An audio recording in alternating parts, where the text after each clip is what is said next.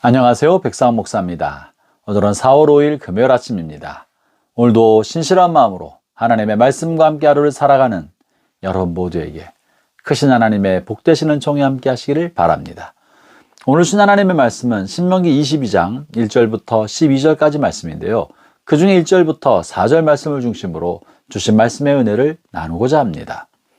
우리나라는 흔히 길에서나 전철에서나 혹은 카페에서 물건을 잃어버려도 사람들이 가져가지 않고 그 물건이 다시 잃어버린 사람에게로 쉽게 돌아오는, 언제든지 찾을 수 있는, 그래서 굉장히 우리나라 국민들이 정직한 사람으로 세계 많은 사람들에게 잘 알려져 있습니다.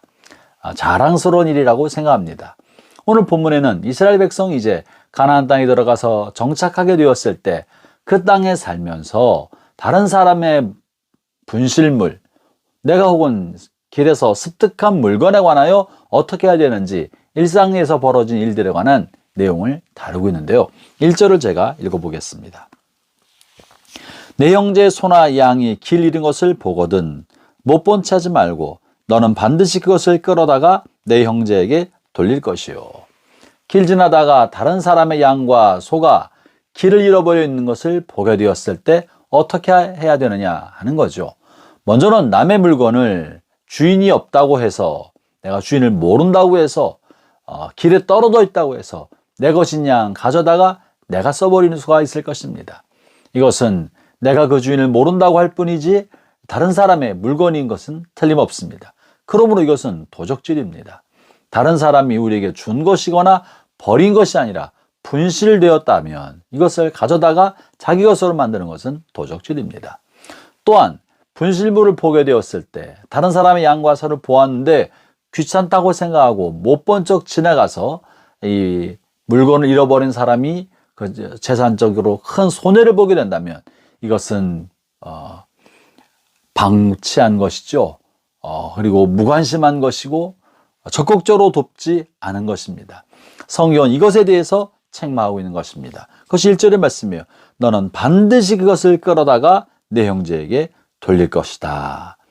사랑하는 형제자매 여러분, 하나님께서 우리에게 원하시는 하나님의 기준, 공동체로 살아갈 때 혹은 사회를 구성하여 살아갈 때 우리가 하나님이 우리에게 주신 규정은 내 이웃을 내 몸처럼 살아가는 것입니다. 다른 사람이 나에게 대했으면 좋겠다고 생각하는 것으로 다른 사람을 대하라는 것입니다.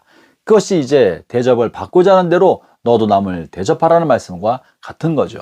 그러므로 만약에 우리가 길에서 다른 사람의 분실물을 보게 되거든 그저 방치하지만은 말고 그것을 그 물건이 주인에게 돌아갈 수 있도록 적극적인 조치를 하라는 것입니다.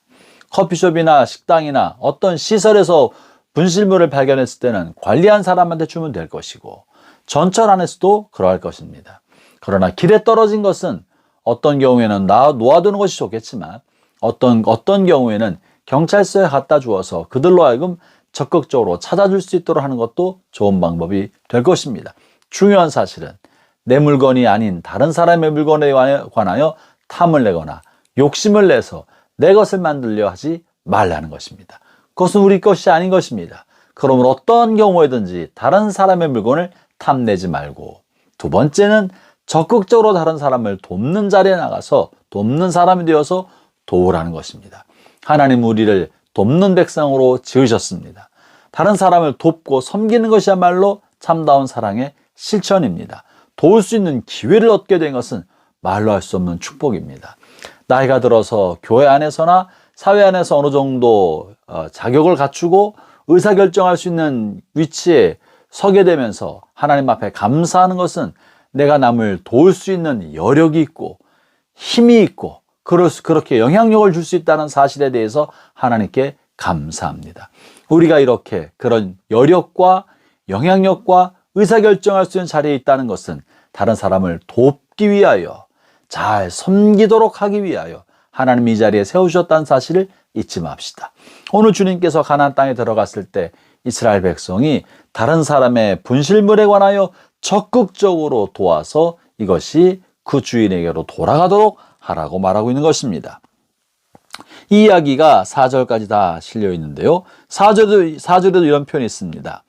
내 형제의 낙이나 소가 길에 넘어진 것을 보거든 못 본 채 하지 말고 너는 반드시 형제를 도와 그것을 일으킬지니라.